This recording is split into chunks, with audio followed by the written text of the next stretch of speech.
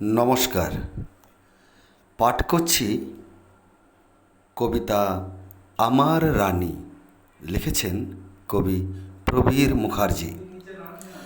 ডাকছে দাদু, শুনছ ভাদু, আমার সোহাগিনী, আদা দিয়ে চা দাও রানী, তাতে দিও না চিনি।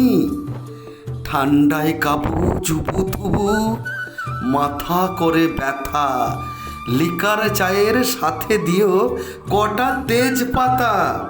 বুক ধরফর, পেট গড়বড়, বন্ধ কানের সেল, দাও না খানিক মালিশ করে গায়ে গরম তেল।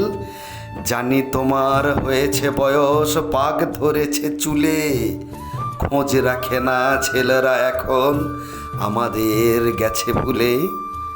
তুমি ছাড়া কেই বা আছে, কে শুনবে বাণী? তুমি আমার একাল সেকাল, তুমি আমার রানী। নমস্কার।